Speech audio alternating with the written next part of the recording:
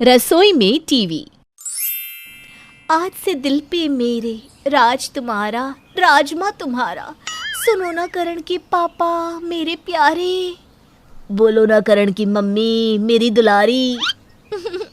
आज मेरी favourite movie TV पर आने वाली है। ओह गॉड, बस ये राजमा चावल तैयार हो जाए, फिर मैं अपनी फेवरेट मूवी देखूंगी। देखो देखो, मैं चला ऑफिस। संडे के दिन कौन ऑफिस जाता है मोहित? अरे ये बॉस यार, उनके तो नौकर हैं हम। वैसे भी घर पर टीवी के लिए लड़ने वाले ऐसे भी बहुत लोग हैं। और देखो आईपीएल का टाइम है, रात को 8 बजे टीवी फ्री छोड़ देना, बाकी पूरा दिन तुम टीवी से चिपके रहो, मुझे कोई दिक्कत नहीं। सोना जल्दी जल्दी खाना बनाने का काम पूरा करती है ताकि वो टीवी देख सके। 2 बजने ही वाला होता है कि तभी उसकी सास आकर टीवी के सामने रखे सोफे पर बैठ जाती है। चंदा है तू मेरा सूरज है तू। हमारे ज़माने में क्या पिक्चरें आती थी। आइए जी आइए, आप भी आइए, देखते हैं कौन सी पिक्चर आ रही है टीवी पर। याद है ना जी आपको, मोहित जब मेरे पेट में था हम दोनों यही पिक्चर देखने गए थे। हाँ मनोरमा जी, मैं कैसे उस दिन को भूल सकता हूँ। उस दिन तो आप मेरी माँ से लड़कर घर से भाग गई थी।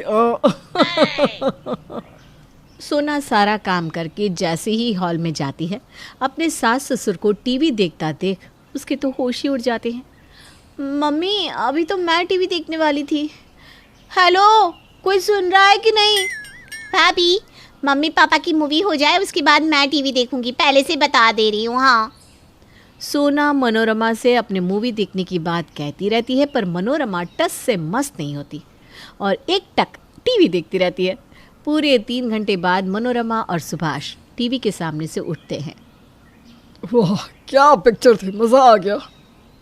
अरे बहू, तू बीच में शायद कुछ कह रही थी, पर तू जानती है ना कि एक वक्त पर एक ही काम कर पाती हूँ मैं। अब बोल क्या कह रही थी तू? कुछ नहीं सासू माँ, कुछ नहीं। सोना के साथ ये पहली बार नहीं हुआ था। मनोरमा निवास में तो ये आम बात थी, पर अब ये बात सोना के दोस्तों को कौन समझाए। सोना की ताज़े ताज़े जख्मों पर एक कॉल आते ही नमक का छिड़काव हो जाता है। तो मैडम देख ली अपनी फेवरेट मूवी? मैंने तो जैसे ही टीवी पर तेरी फेवरेट मूवी आती देखी ना, तो मैं समझ गई सोना मैडम तो मूवी में बिजी होगी, इसीलिए मूवी ओवर होने के बाद ही कॉल किया। स्वाति, वो मेरी तबीयत ठीक नहीं लग रही है, मैं तुझसे कल बात करती हूँ। ये कहकर सोना फ़ोन काट देती है और उसका दिमाग गुस्से से भर जाता है। वो गुस्से में रसोई में बड़बड़ाती हुई जाती है और रात का खाना तैयार करने लगती है। मेरा क्या है, मैं तो नौकर हूँ, सब मूवी देख रहे हैं और मैं रसोई में बर्तन घिस रही हूँ। ये आज न जाने बहू को क्या हो गया, लगता है एक टीवी अपने मुंह में ही फिट कर लिया है बहू ने। अरे सोना, क्या हो गया तुम्हें? किसी को कोई मतलब नहीं है। दिन भर के काम के बाद एक पल नहीं मिलता कि टीवी देख लो। आज मुश्किल से टाइम मिला तो टीवी फ्री नहीं है। अच्छा है, किसी को मेरी फिक्र क्यों होगी, कौन हूँ मैं? बेचारी सोना करती भी तो क्या, रसोई में बर्तन पटक कर अपना गुस्सा बर्तनों पर निकालती हुई खाना बनाने जाती है। फिर बड़बड़ाती हुई सभी को खाना खिलाकर बिना किसी से कुछ कहे सीधा अपने कमरे में सोने चली जाती है। सोना के दुख को बढ़ाने जो बची कुची असर थी, वो कसर भी अब पूरी होने वाली थी। अगली सुबह सोना के मोहल्ले की कुछ सहेलियां उसके घर पर आती है। अरे ज्योति, तूने कल अनुपमा का क्लाइमैक्स देखा क्या? ओह गॉड, अनएक्सपेक्टेड था ना। अरे वही तो, मज़ा ही आ गया देखकर। अरे सोना, तूने देखा ना, मिस तो नहीं कर दिया एपिसोड? पागल हो क्या, ऑब्वियसली देखा ना। वाओ, मज़ा आ गया। अच्छा तो बता ज़रा, कल क्या दिखाया गया एपिसोड में? वो तू तो बड़ी डींगे हाँकती थी ना कि मैं तो दिन भर आराम से टीवी देखती हूँ, मेरा ससुराल ऐसा है, मेरा ससुराल वैसा है। देख लिया तुम्हारा ससुराल, चलो फ्रेंड्स। सोना की सहेलियां उसके घर से चली जाती है और सोना अपने दोस्तों के सामने शर्मिंदा हो जाती है। सोना और उसकी सहेलियों की बातें मोहित सुन लेता है। अब समझ में आया, बेचारी सोना कल इतनी चिढ़ी हुई क्यों थी। मोहित ज़रा भी देर ना करके एक इलेक्ट्रिशियन को बुलवाकर एक टीवी रसोई में लगवा देता है। मैडम जी, जाइए, आपके लिए आपका पर्सनल टीवी रसोई में इंतज़ार कर रहा है। वाह भैया, ये तो अच्छा है। जब मैंने कहा था कि मेरे लिए एक टीवी मेरे कमरे में लगवा दो, तो वो बेफिजूल खर्च हो गया, और आज भाभी के लिए रसोई में टीवी। अरे तो तू क्यों कुड़ती है? तू भी अपने ससुराल के रसोई घर में टीवी लगवा लेना। वो तो तब होगा ना माँ, जब मैं ससुराल जाऊंगी।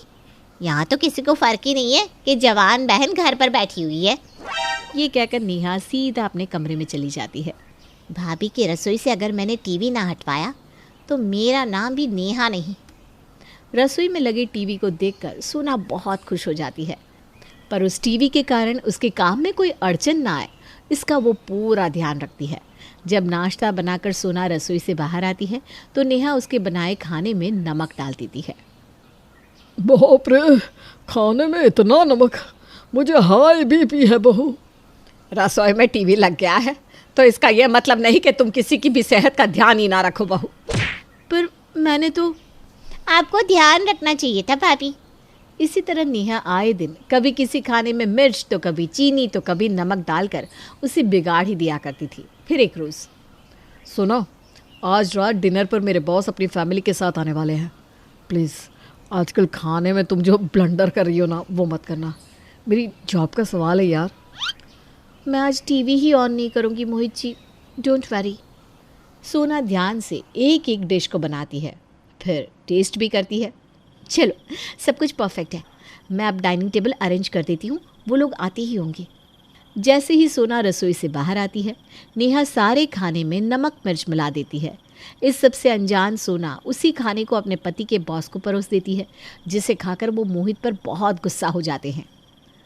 तो इस मजाक के लिए यू हैव इनवाइटेड मी, हाँ? तुम्हारा कोई प्रमोशन वमोशन नहीं होगा, यू आर फायर्ड। ये सब कैसे हो गया?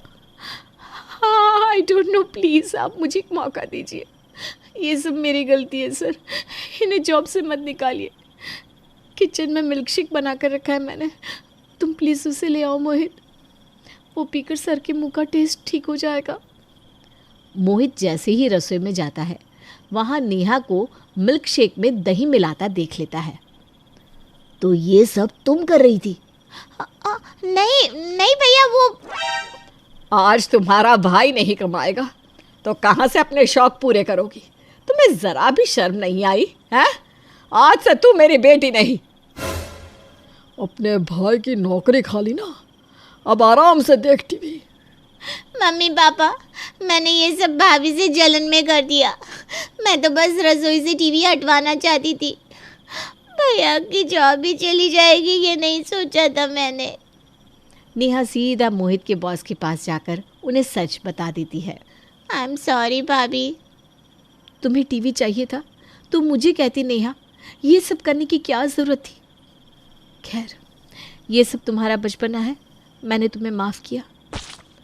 वैसे पहले तो मैं तुमसे बड़ा नाराज़ था, पर मिल्क शेक पीकर और तुम्हारी पत्नी के बड़े दिल को देखकर मेरा दिल भी पिघल गया। ऐसी बहू तो हर एक घर में होनी ही चाहिए। कल प्रमोशन लेटर ऑफिस से ले लेना। और हाँ, नेक्स्ट टाइम खाने पर कब बुला रहे हो?